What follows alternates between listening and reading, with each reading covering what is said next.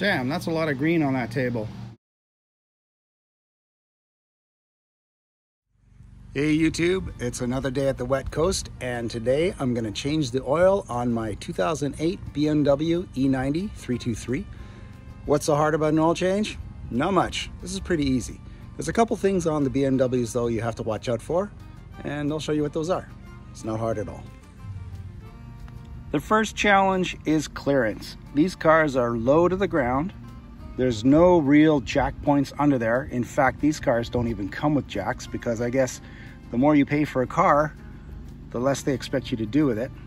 And you shouldn't be using jacks for this stuff anyways. I'm gonna use some wheel ramps. Got a couple of old skanky ramps that'll do the job for me. The other challenge is where BMW decided to put the oil filter. It's under this plastic cap here. On most engines, you'll find the oil filter screwed to the side of the engine block, and you can get those off with your hands most of the times. Not so much with this. I fully expect there's a very expensive BMW specialty tool to undo that cap, but I've got a better, cheaper solution that's been working just fine for me. So one thing I want to say before I get started is, as usual, wear gloves, keep safety gear in mind, try not to get engine oil on your skin. It's nasty stuff. It will eventually hurt you. Don't do it. Wear goggles if necessary. You don't want to splash engine oil in your eyes either. And if you've run the engine recently, that oil's going to be very hot, so be aware of that. Also, check your manual. This is the stuff that I'm doing that I've learned over time. I know it works for me, but ultimately the manual that comes with your car is going to be the ultimate authority on the types of engine oil you should use, the types of filter, as well as the intervals that you want to change the oil at.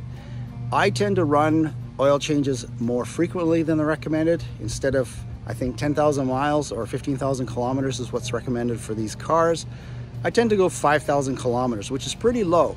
But I only change the oil filter every other oil change. And that's because, paradoxically, as a filter filters more stuff out of the engine, it gets more effective at filtering stuff out of the engine. Of course, there's a limited return on investment on that.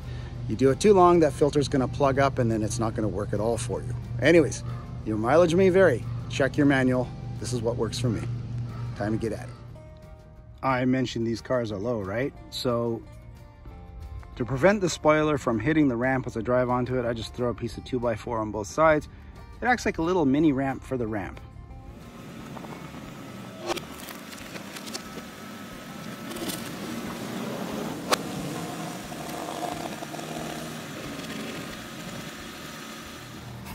So this is an oil filter wrench. They cost about 10 bucks. They are of a self-adjusting type. Very ingenious design, super cheap, and I love these things because the harder you connect your wrench in there, the harder you turn these things, the more it grips. This is also perfect for removing that cap on the oil filter on the BMW engine. Just using some basic recommended synthetic oil for the engine. Castrol filter. Do I have a preference? Not really. It's just that it's not Fram. And Quaker State. Again, no particular preference, just whatever's on sale, as long as it's a synthetic and it's rated for the engine. I'm using 5-way 30. It's a little bit lighter because it's pretty hot here in the summer. Makes it a little easier on the engine. Have some paper towel handy because when you pull this off, chances are it's going to leak a little bit of oil. Have your drain pan handy so you can get the oil filter in there and not have to worry about it. I'm not going to worry too much about the plastic on my cap here because I've already kind of marked it in the past, but use electrician's tape or duct tape or anything like that. I'm just going to go ahead and use this wrench on the cap itself.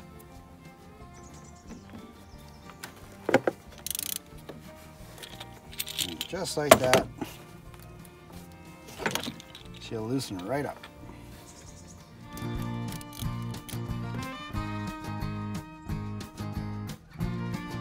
Out with the old.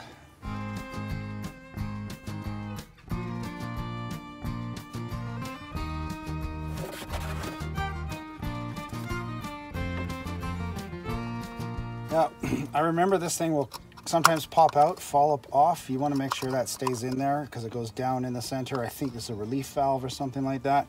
I have had it fall out on me in the past, so just make sure it doesn't and it doesn't get left behind.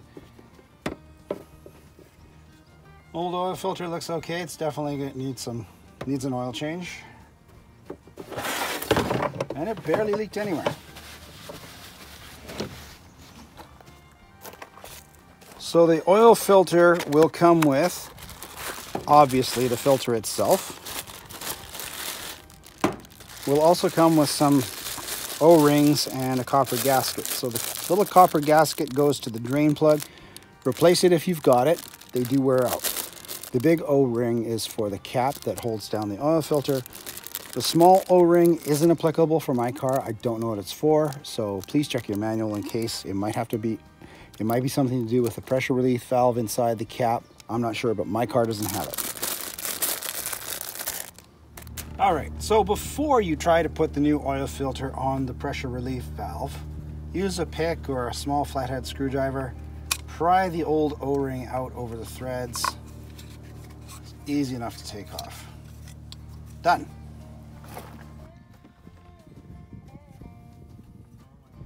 Here's the new filter cartridge. I'm going to put the new O-ring on first.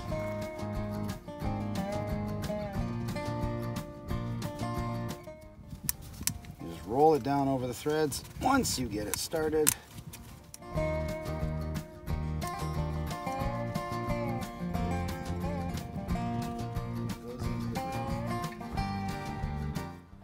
Put the new filter on. Screw it back in.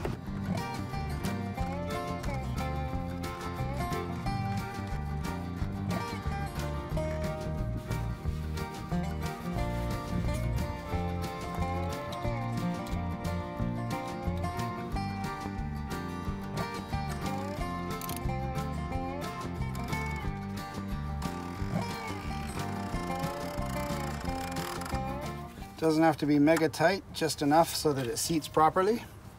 The filter part is done. On to the fun stuff now. You get to crawl under the belly of the beast. You need a 17mm wrench or socket and a flat piece of metal or a screwdriver, because you just have to turn a plastic screw to remove an access panel for the drain plug on the engine. At least that's the way it is with my car. Maybe different with yours, but I'll show you.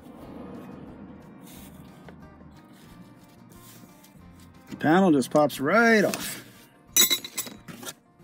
And there's the 17mm drain plug.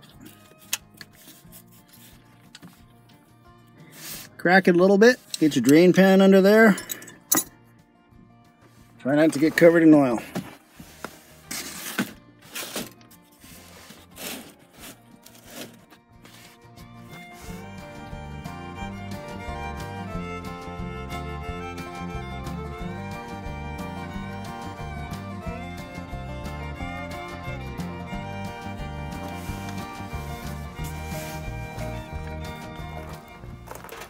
While the oil is draining, I just clean off the old drain plug, wipe off any dirt that might be on there, pull off the old washer that was on there before.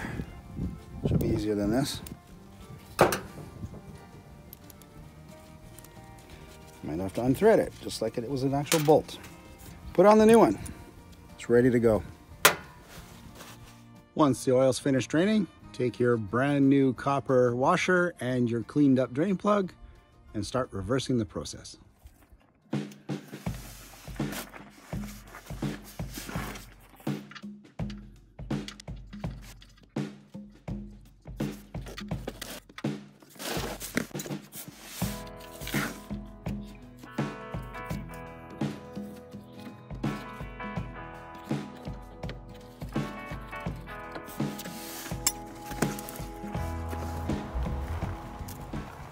Then into the home stretch, putting the fresh new oil into the engine. If you feel lucky, don't use a funnel. I'm going to take my chances.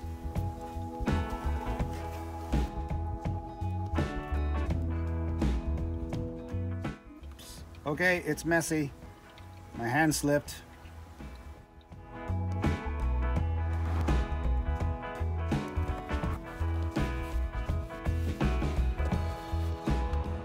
So the oil and filter are changed. The last thing to do is a quick check. So I'm going to start the car, look for any obvious oil leaks. Shouldn't be any. On other cars where you have an external oil filter canister that screws to the side of the engine, there's a remote possibility it could split on startup if you got a defective unit. It's always good to start up the engine and just check to make sure everything is okay. Power on. Connected.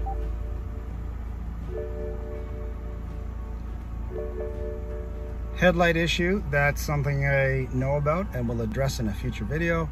No oil warning lights, everything looks fine. Let's check the outside.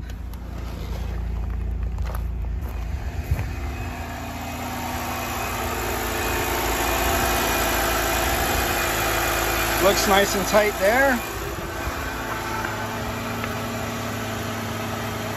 No gushers of oil coming out from underneath, so that looks good.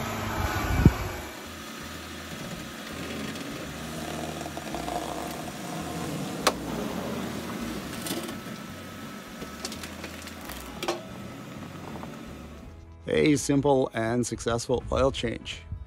When I first got this car, the very first thing I wanted to do to it was change the oil because you don't know what the previous owner has done or not done with it.